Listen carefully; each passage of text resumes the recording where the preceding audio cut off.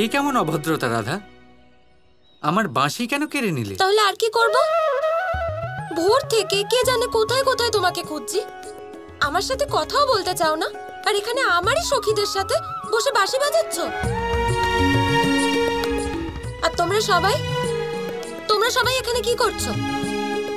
আর তোমাদের কবে থেকে এই বাঁশির সুর ভালো লাগতে শুরু করলো? হ্যাঁ, হয়েছেটা কি তোমাদের? আমাদের তো সব সময় ভালো লাগতো, কিন্তু তোমারই ভালো লাগতো না, সেই জন্য আমরাও মৌন থাকতাম। কিন্তু আজকাল তোমার যখন ভালো লাগছে, তাই আমরা এখানে শুনতে চলে এলাম। আমরা কি ভুল করেছি রাধা? এক মুহূর্তে পাল্টে গেলে তোমরা। আমরা বদলে যাইনি, বদলে তো তুমি গেছো রাধা। কৃষ্ণ নিজেই আমাদের সঙ্গে বন্ধুত্ব করতে চেয়েছিল, আমরা যাইনি ওর কাছে।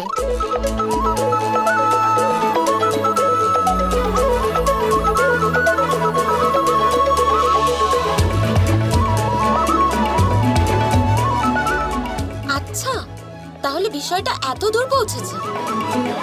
যদি এই বাঁশি তোমাদের জন্য বাজানো যায়, তাহলে আমার জন্য কেন নয়?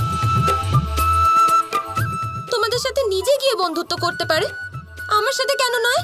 রাধা, এটা তো কৃষ্ণের ব্যক্তিগত অভিমত।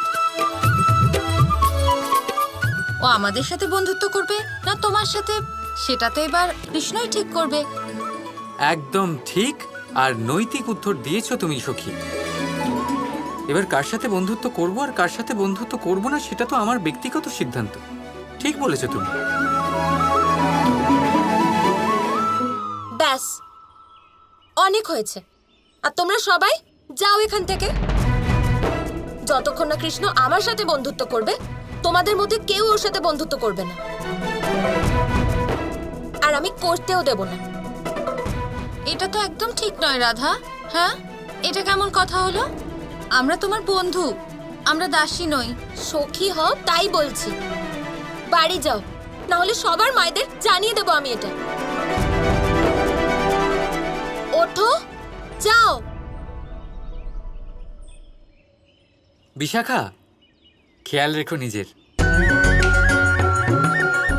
নন্দিনী, তুমিও সাবধানে যেও। সৌদামিনী,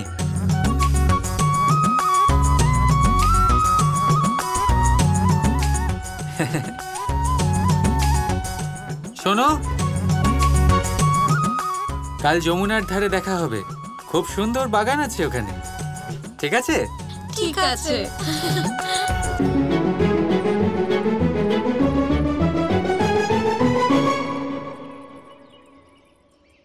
ভীষণ চিন্তা হচ্ছে না ওদের জন্য? এক কাজ করো, বাড়ি অবধি ছেড়ে এসো না। কিন্তু মনে রেখো, যদি আমার সাথে বন্ধুত্ব করো, তবেই এদের সাথে বন্ধুত্ব করা সম্ভব, নয়তো না।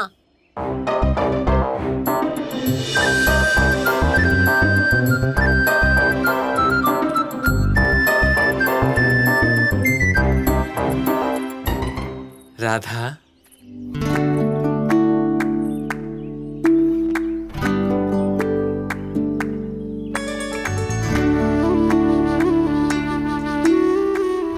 যতক্ষণ না কানমোলা খাচ্ছে সঠিক পথে আসে না।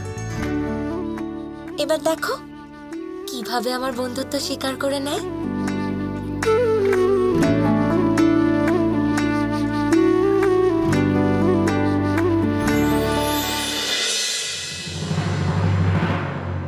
শোনো না,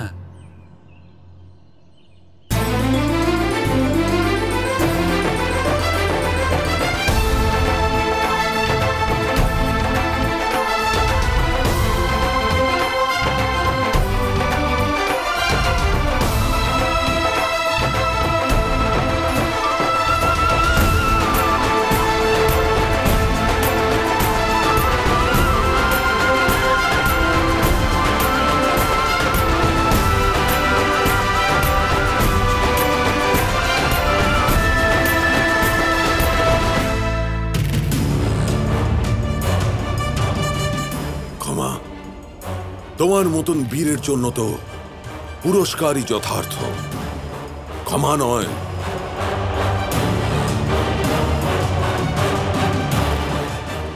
না মহারাজ, জানি না কি করে আপনার কাছে ভুল সংবাদ পৌঁছে গিয়েছে।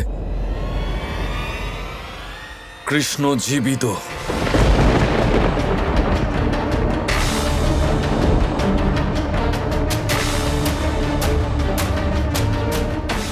মৃত্যু ওই অঘাসুরের হয়েছে।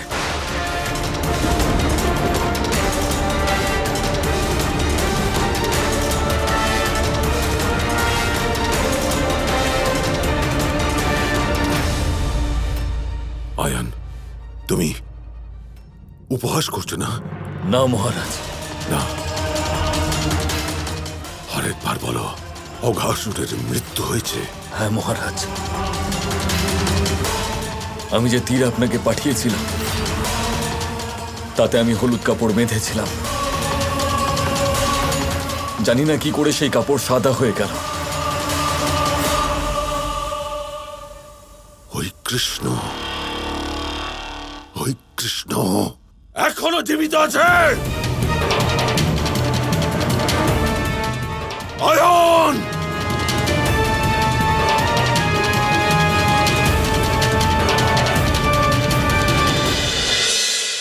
তুমি চলে যাচ্ছ? হ্যাঁ, এখানে থেকে কি করব? কেন, কিছু চাই তোমার? হ্যাঁ, রাধা কৃষ্ণ কৃষ্ণ রাধা কৃষ্ণ রাধা।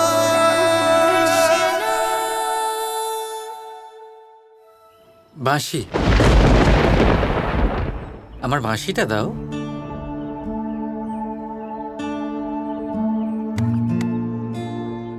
আমার বাঁশি দাও।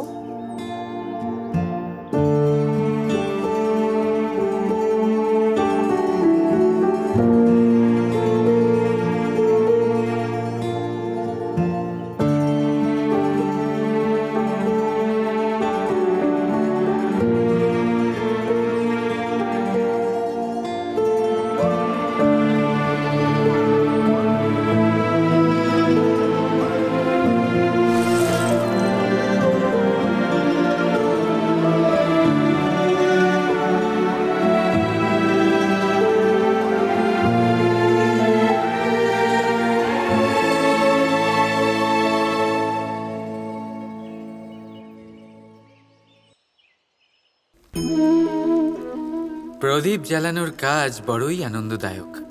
উজ্জ্বলতার এই শিখা যেন আত্মার মধ্যে গিয়ে মনে উল্লাস ভরে দেয়।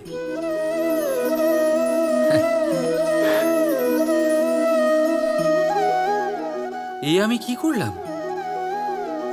আমি একে নিভিয়ে দিলাম, অথচ এই দিয়েই আমি অন্য প্রদীপগুলি জ্বালিয়েছিলাম। কারণ যতক্ষণ এই শিখা অন্য প্রদীপগুলিকে জ্বালাচ্ছিল ততক্ষণ এই নিজেও জ্বলছিল। কিন্তু যেই ও এই কাজ করা ছেড়ে দিল তখন একেও নিভতে হলো। বুঝলেন? সেরকমই জীবন হলো উজ্জ্বলতা দেওয়ার আরেক নাম। যদি জীবনে শুভ কাজ করেন, অপরের উপকার করেন, অন্যদের সহায়তা করেন, তাহলেই জীবিত থাকবেন। আর যেদিন এই কাজ করা আপনি বন্ধ করে দেবেন, শ্বাস প্রশ্বাস নেওয়া সত্ত্বেও মৃত হয়ে যাবেন। তাই যতক্ষণ শ্বাস চলছে আশারূপী উজ্জ্বলতা ছড়াতে থাকুন। বিশ্বাস করুন, মৃত্যুর পরেও আপনি অমর থাকবেন। তাই ভালোবেসে বলুন, রাধা রাধা। শুধু এটা প্রমাণ করার জন্য যে তুমি আমার সাথে বন্ধুত্ব করতে চাও? আমার মনে হয় না। হ্যাঁ, আমি শুধু তোমার বন্ধুত্বের জন্যই তো। কিন্তু আমি তোমাকে জোর করছি না। বন্ধুত্ব হলে তোমার ইচ্ছেতেই হবে, তোমার বিশ্বাস থেকে।